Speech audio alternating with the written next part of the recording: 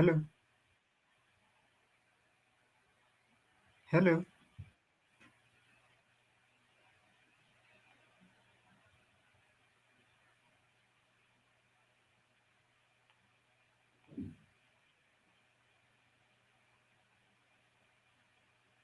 hello, hello, guys.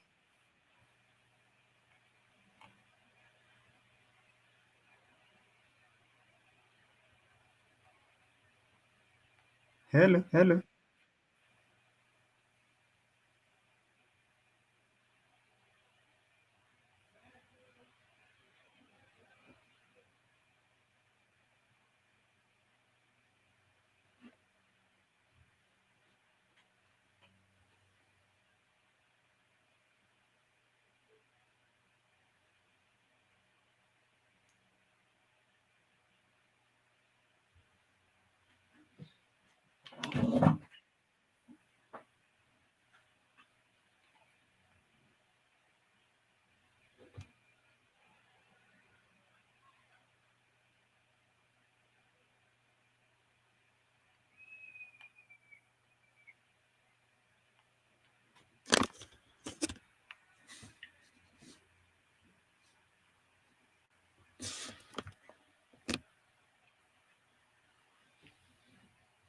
Hello.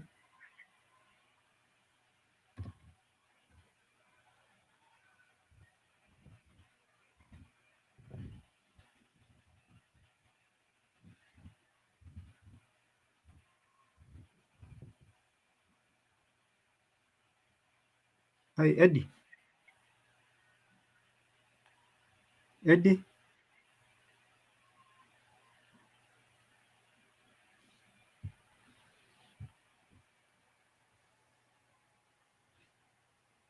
Hello, Eddie.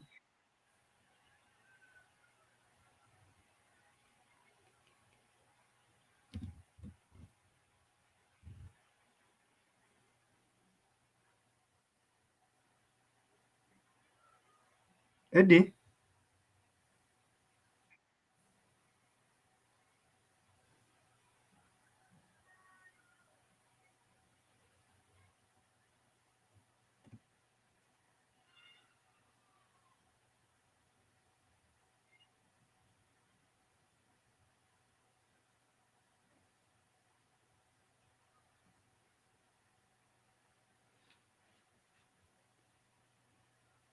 Hello.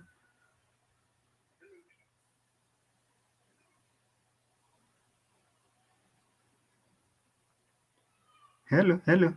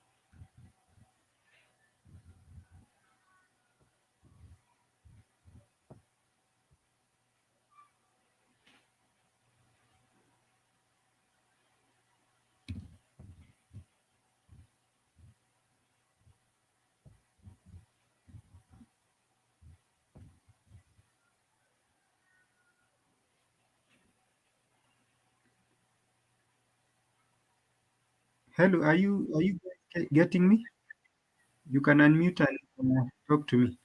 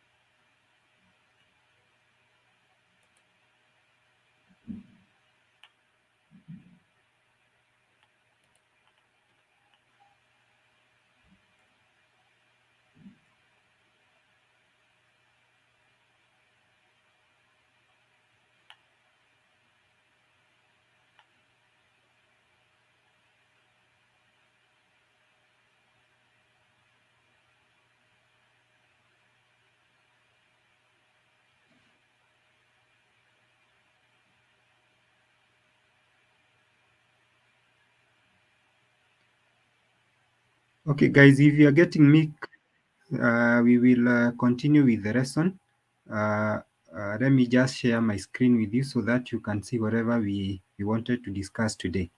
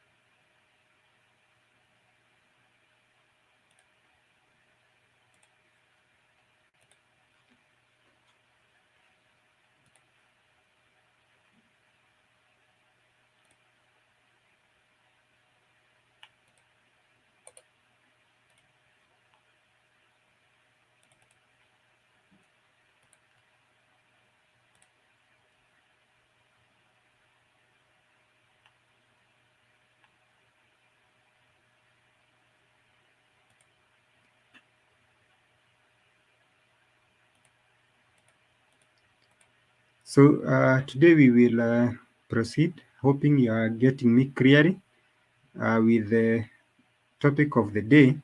This is under textual communication, and we wanted to discuss basically on the topic of art. Under the topic of art, we look at the definition, and we are saying that the definition of art is that art is an expression of ideas and emotions through physical medium like painting, sculpture, film, dance, writing, photography, and theater. But for this case and for the sake of our class, we will look as art as an expression of ideas and emotions through a physical medium like painting, sculpture.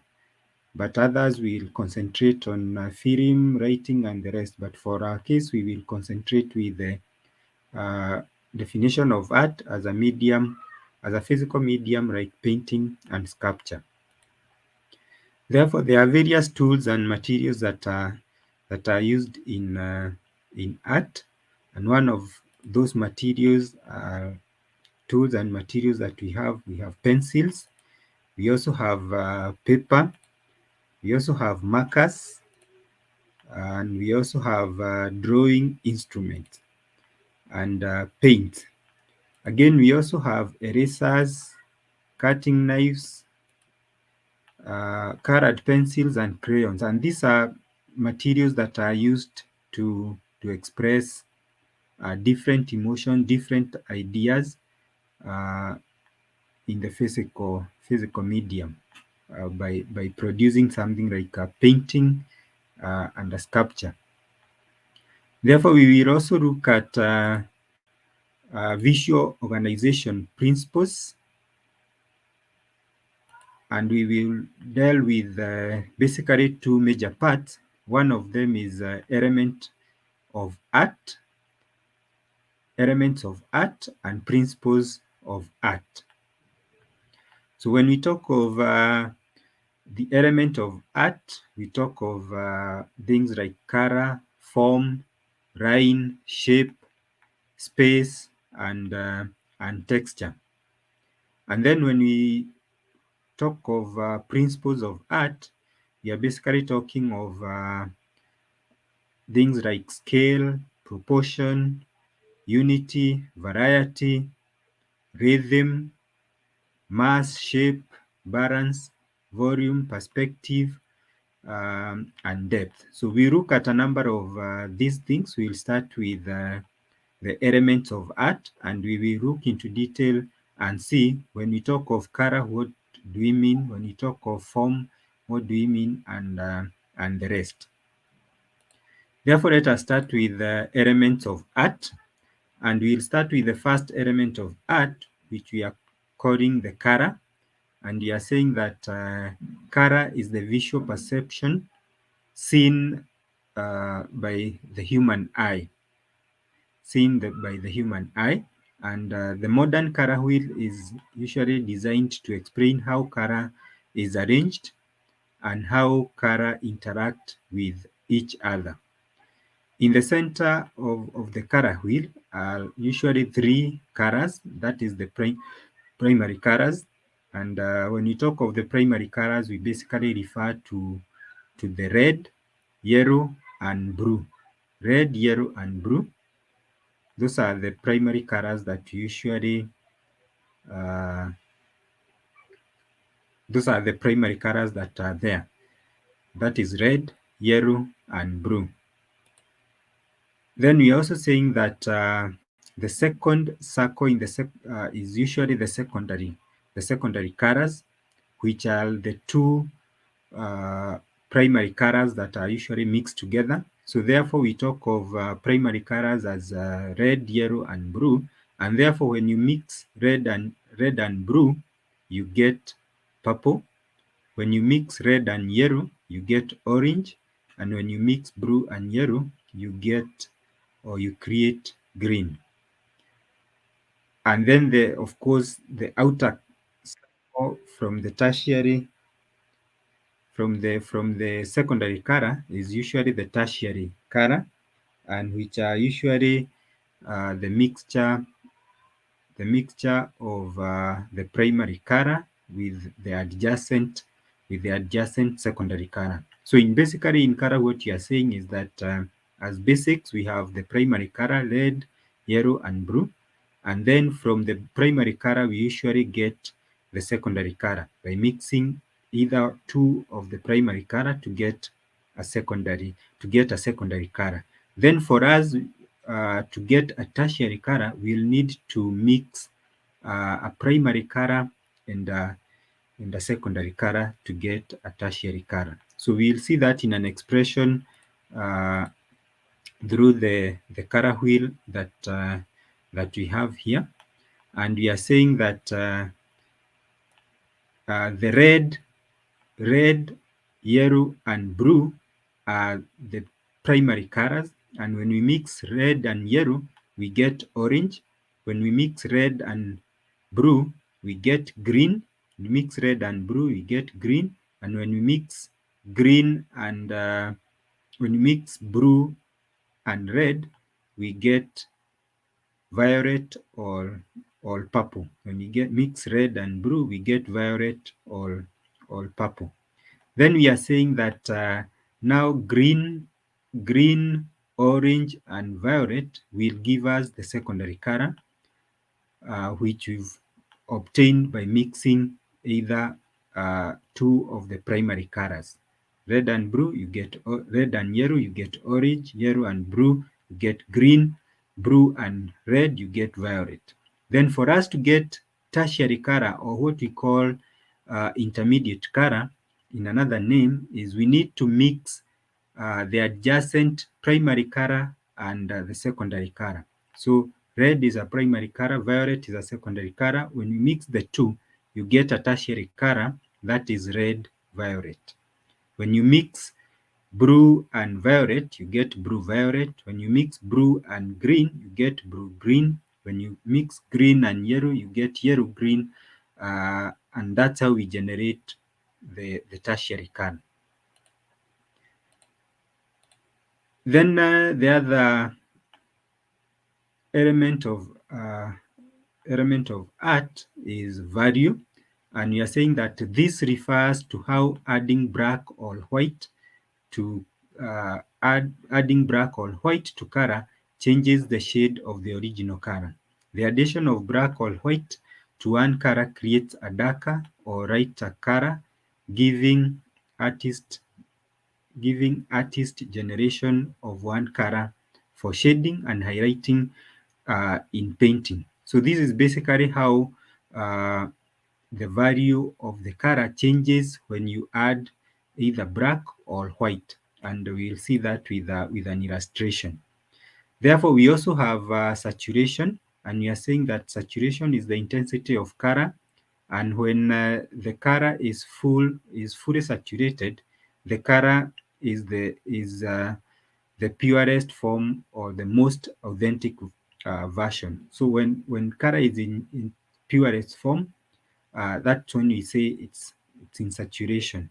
But when we add the color is saturated by adding either white or black, then we say that the saturation decreases. Therefore, we are saying as saturation decreases, the color begins to look washed out when white or black is added. And then the saturation of color will have deteriorated because of adding either black or white. So we have examples of value. We can see how value changes by adding black, and how if we increase black in a shade of white, then the value changes from white to black, and vice versa. And we also have an expression there to show just to show how value can be utilized to communicate different forms. Then we also have saturation, and we are saying that the more the color becomes dilute, then saturation decreases. Then saturation decreases. And maybe for the sake of me to just know that maybe we are together and we are moving on well, let me just hide the screen a little bit. Sorry.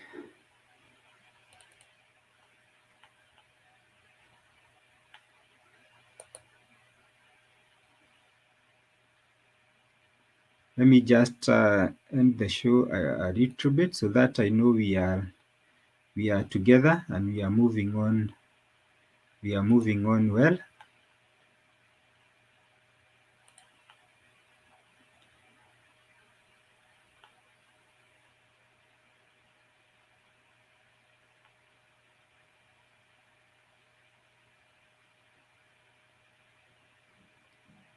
Just to know that we are going together. Just let me know that we are together. If we are together and we are moving on well, just type yes, so that I just do not continue and we are not moving together.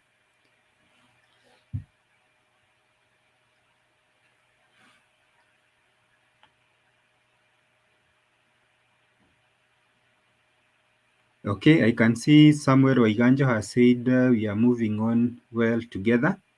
I think later on I will still share the notes so that we'll be able also to do recap and see and get the notes so that we can also be able to revisit them and see. So I can see even most of us are saying that we are together. So we'll just continue, and then later on after the presentation, I'll be able to share the notes with you.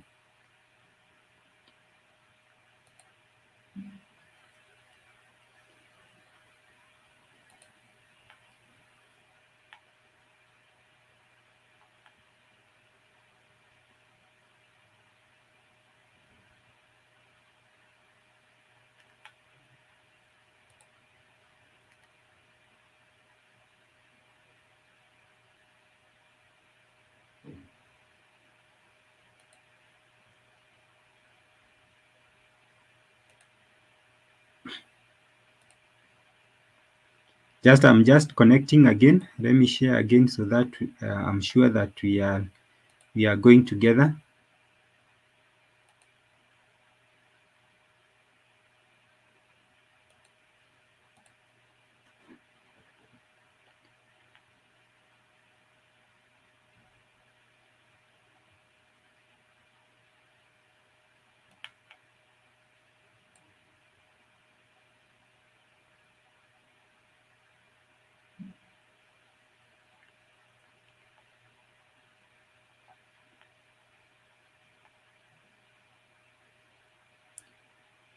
Just a little bit. Let me connect again.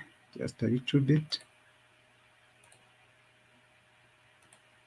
We just share the entire screen so that it's visible for everybody, and all of us we are together.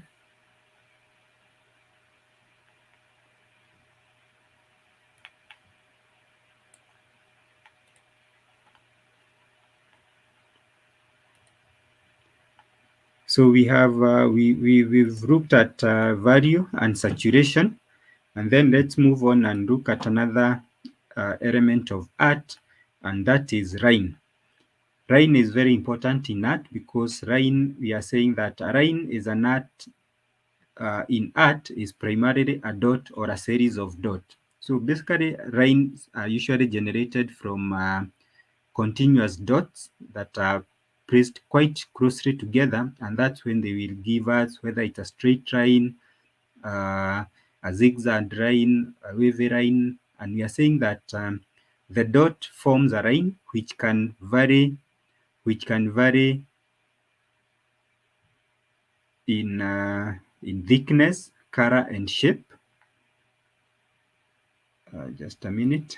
I think I just enlarge it a little bit again so that everybody is be able to see. So we are saying that a line is usually in a two-dimensional shape unless the artist gives it volume and mass. And we are also saying that if an artist uses multiple lines, it develops into a drawing more recognizable than a line creating a form resembling an outside of the shape. So basically, we are saying line is very important because it will help us to define a shape. It will help us to even put color into a certain shape and even create an impression. So that is Rhine. We'll also see how we can use Rhine in different forms. Then we have another element of art as shape. The shape of an artwork can have many meaning. One of them is that the shape is defined as having some sort of outline or boundary, whether the shape is two or three-dimensional. So shape uh, will give a sense or we define some sort of outline or boundary to whether it's in two dimension, whether it's in three dimension. Therefore, we are also saying that shape can be geometric, like known shapes where we have geometrical shapes like triangle, square, rectangle. We are saying that shape can also be organic, free form shape, where you have things like trees and such things that are not really geometric. And we are saying that space and shape also go together because for us to define a particular space, we will need to have shape and we'll also need to have line. Therefore, we have various ways that we can interact with Rhine or various aspects that we can show with Rhine and see how Rhine can be able to can be used to define various artwork and various expressions. Because this is purely use of lines, whether they are straight lines, whether they are curved lines, and this will give us or will define to us a particular object or a particular space. Then we also have shape, and we see how shape can be used to define objects, whether they are in two dimension or whether they are in three dimension. But for whatever we have here, they are shapes that are of three dimension because we have the depth, we have the length, and we have the width. But we are saying that shape can also be defined in two dimension where you have basically a pure rectangle or a pure square. Then another element of art is space, and we are saying that space is the area around the focal point of the art piece and might be positive or negative, shallow or deep, open or closed. So shape we are saying that shape is the area around the focal point of an art piece. and might be positive, negative, shallow or deep, open or closed. We're also saying that space is the area around the art form. In the case of a building, it is the area behind, over, inside, or next to the structure. So we usually be able to define a structure because there is actually space surrounding the structure. And you're also saying that the space around a structure or other artwork gives the object its shape. So if we don't have shape, space around an object or space around a sculpture, space around a building, then we'll not be able to define its shape.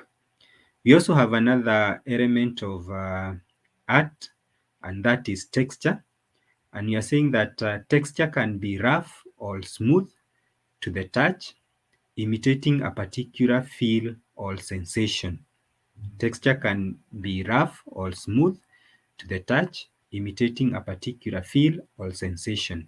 So we are able to feel, if we touch, we are able to feel the texture of an object, the texture of a surface, and it not just comes around by touching. We are also saying that we can feel, or is a sensation that you are if you observe, you are able to say that surface is either rough or it's either smooth. So we are saying that the texture is also how your eyes perceives the surface, whether it is flat with retro texture or displays variation in the surface, imitating rock, wood, stone, fabric, and the rest. And sometimes you are bringing the aspect of imitation, because like even to in today's market, in the construction field, there are so many materials that have imitated the actual or the true uh, texture of a certain material, but actually they are not real. But once you perceive them, once you look at them, it gives you an imitation, like it's rock, it's wood, and such things. And that's what we are saying that texture can do to an artwork or to an expression, whether it's in architecture, you are painting a drawing, you are able to give that feel through texture. We have also examples of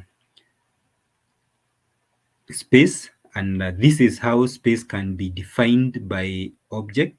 And you are saying that space is the area that surrounds an object. So if the area that is surrounding an object is not there, then we are not able to really define the object. And we are able even to perceive an object in perspective simply because there is space around that object. Then we also have texture, and we've said how texture can be perceived by either touching or either through visual contact.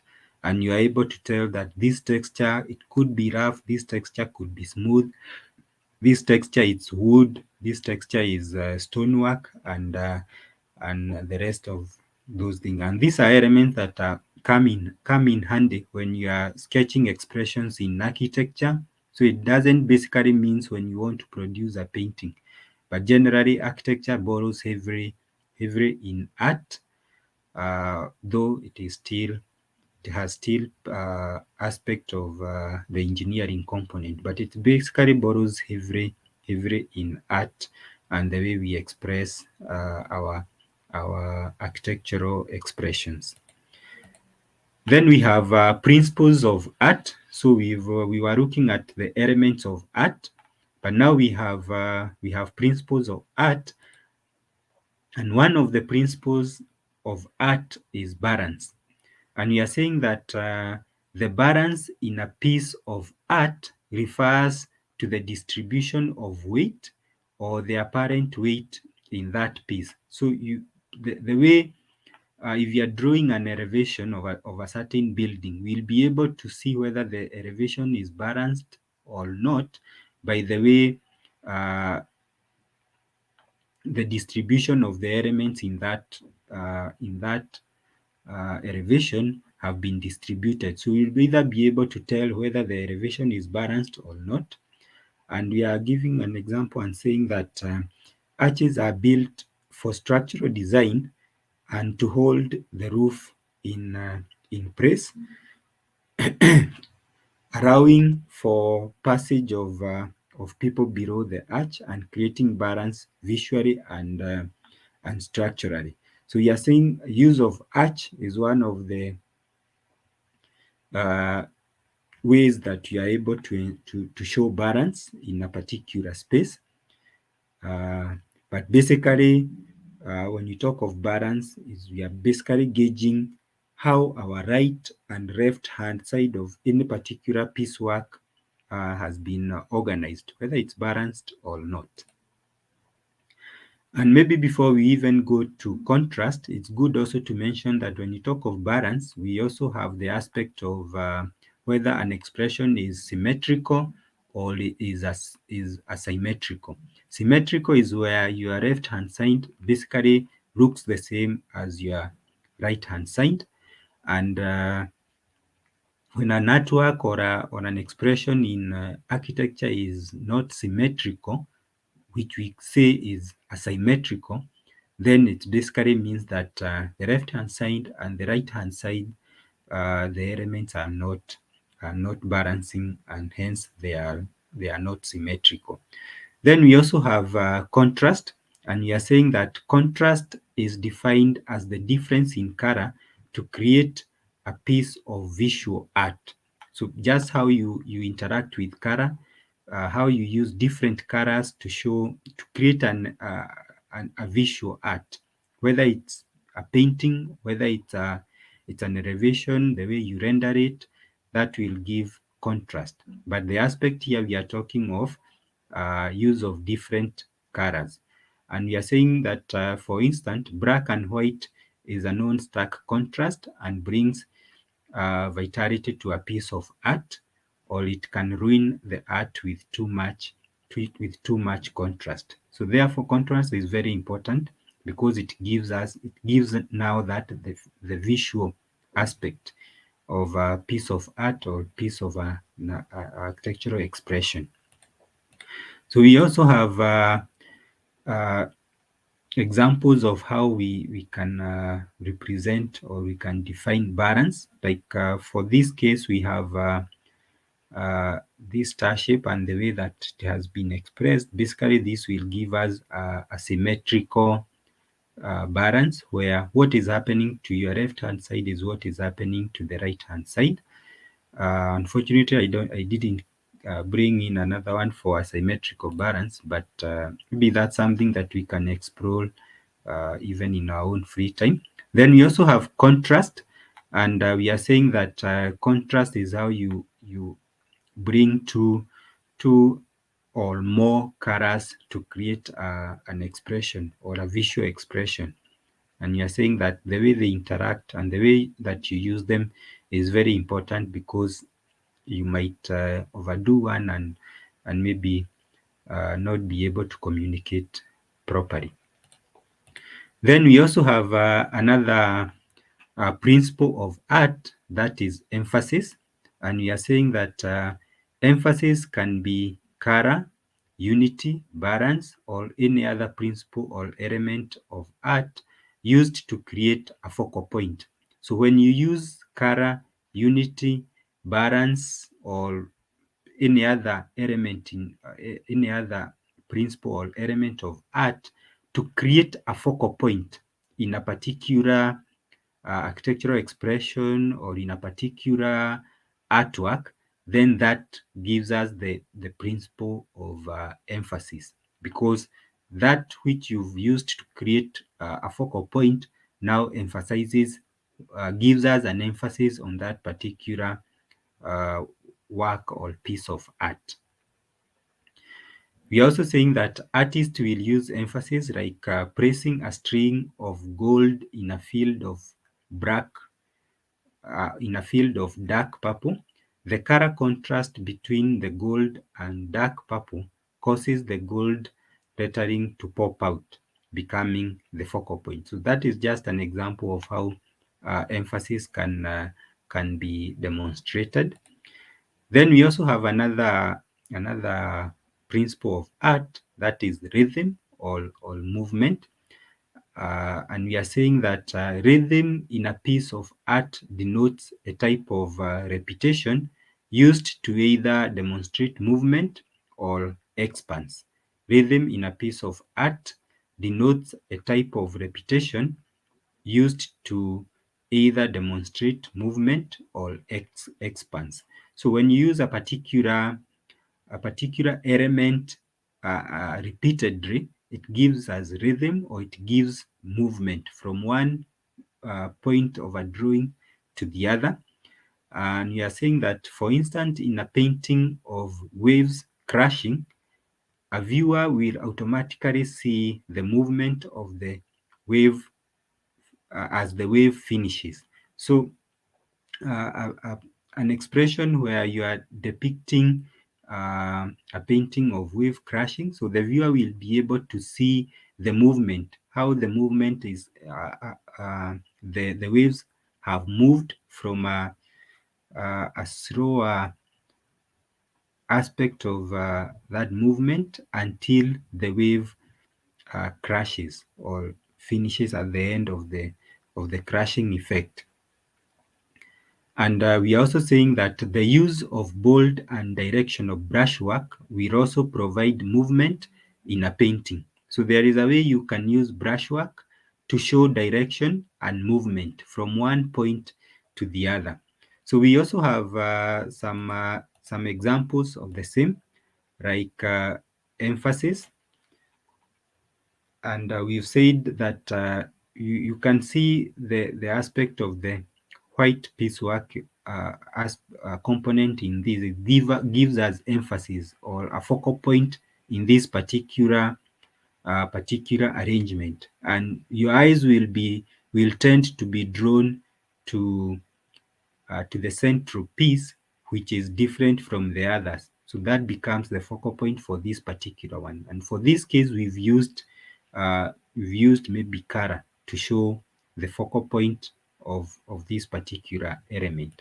Then we also have movement, and we are saying that the way we use color line interactively, you will be able to create movement aspect in a particular artwork, because we can see from this example that your eyes moves from the inner circle going out all around until the end, and that aspect of creating that movement from one point to the other in a piecework is what we are calling movement. Therefore, we also have another principle of art, that is proportion stroke scale. And we are saying that proportion is the relationship between an item in painting. For example, between the sky and the mountain. If the sky is more than 2/3 of the painting, it looks out of proportion.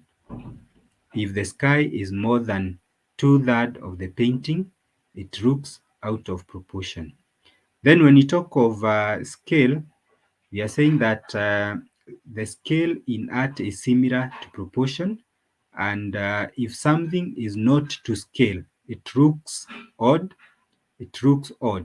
If there is a person in a picture and their hand are too large for the body, then it will look out of scale. So therefore, proportion and scale in most cases go hand in hand.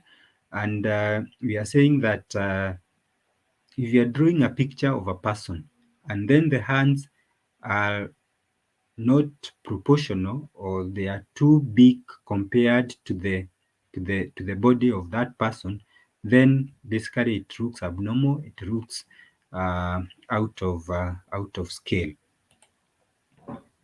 We also have unity and variety, and we are saying that in art, unity conveys a sense of completeness, pressure when viewing the art, and cohesiveness to the art, and how the patterns work together to bring unity in the picture or the object. So unity in an aspect of art will give the sense of completeness, the sense of pressure, and you feel that that piecework has been organized properly. Then we are saying that again, as the opposite of unity, variety should provoke change and awareness of the art piece. Color can provide unity when they are in the same color group, and a splash of red can provide variety. So we are saying when you do a piece of work that has colors that are relating well, that are working harmoniously well, when you introduce another color that is a little bit off from the harmony that is created by use of colors that are harmonizing together, then that will give variety in that piecework. So let us look at an example of proportion. So this is an example of a triangular shape, and we can see that the yellow triangular shape within the larger white one, it's basically proportional. It's basically proportional. But if you are to offset one of the edge, then it becomes unproportional.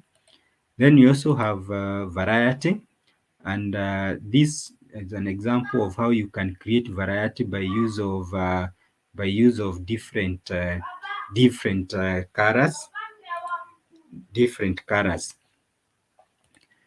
Then we also have pattern as another principle, as another principle of art, and we are saying that pattern is the way something is organized and repeated in its shape or form and can follow without much structure in some random repetition.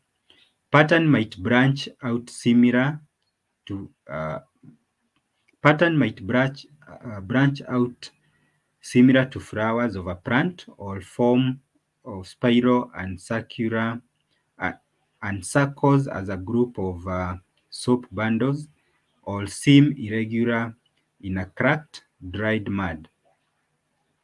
But basically, what you are saying pattern is that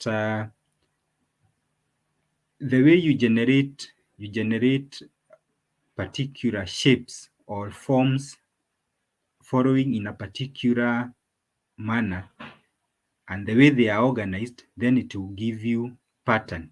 And that organization compound with or accompanied by repetition of that shape or form gives you a particular pattern.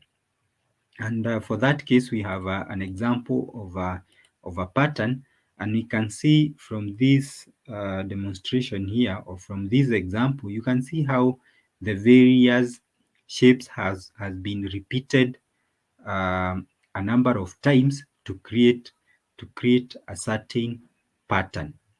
And of course, that pattern now is even brought even better by use of different colors, by use of different colors to create the pattern as is seen in this example. Then from there, we look at the interrogational effects and design in art. And when we talk of interrogational effects in art of design, we are basically talking of the various types of drawings that are there, and one of them is drawing from observation, or what we basically talk of, or better known as still life drawing.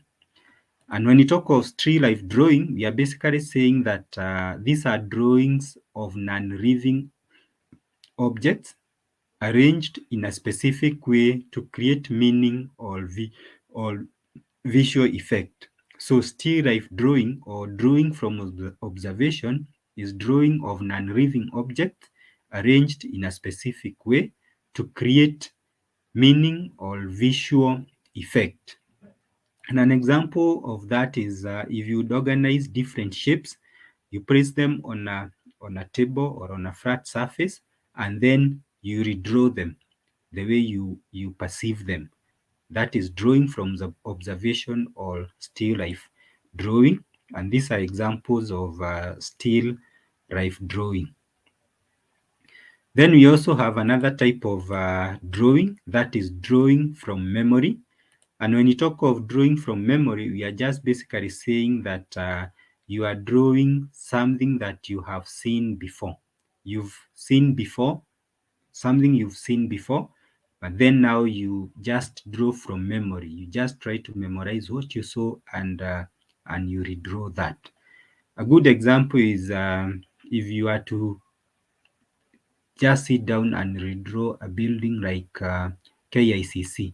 We've perceived it, whether it's in pictures, whether it's in its original form, but whatever you've seen or whatever you depict KICC to look like, if you are to sit down and draw from memory, that is what we call drawing from memory. And this is an example. Maybe you've gone around the market, you've seen somebody hooking something, and then you just come recreate it and redraw it from memory. That is the second type of drawing. Then we also have the last one, that is the imaginative drawing. And when we talk of imaginative drawing, we are basically saying that we are drawing expression or pieces of art basically from imagination. You are imagining something could look in a different way, or just imagination, and you come up with a piecework or a design concept for a building, because most of the design concept for buildings are basically imagination. You just imagine of a shape and conceive a building out of that shape. So we are saying that it is drawing that is drawn from the mind without sample image or picture. So you are not drawing from memory, you are just imagining of something, and that could create could come up with a design of an object or a design of a building. And this is an example of an imaginative drawing. You can just imagine a house that is supported by a huge tree. So that is just basically drawing from imagination.